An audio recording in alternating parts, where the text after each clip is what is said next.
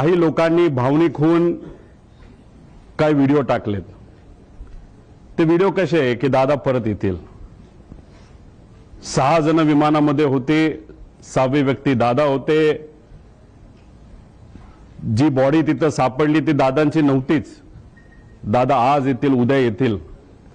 मला त्यांना सांगायचं आहे की आज जर दादा परत आले तर मी सुद्धा त्यांना घट्ट मिठी मारेल। पण ऍक्सिडेंट झाल्यानंतर 6 दिवस दररोज जेव्हा मी उठत होतो तेव्हा मला असं वाटत होतं काहीतरी घाणेरडं स्वप्न मी तिथं बघितलेलं आहे की दादांचा ऍक्सिडेंट झाला आणि ते फक्त स्वप्नच होतं आणि खऱ्या अर्थाने ही गोष्ट घडली नाही असं कुठेतरी मला तिथं वाटत होतं। कधीपर्यंत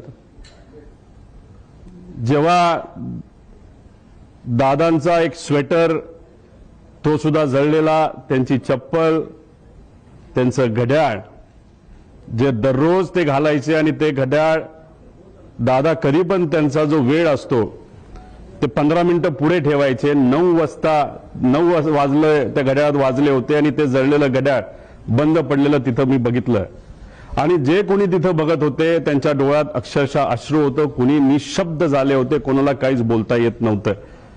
त्यामुळे मला सर्व लोकांना एवढंच सांगायचंय की जी घटना झाली नाही, जे दादांना झालं नाही आपल्या सर्वांना वाटतं तसं नसून ही घटना झाली आहे आणि आज दादा आपल्यामध्ये नसले तरी सुद्धा विचाराने ते आपल्या सर्वांना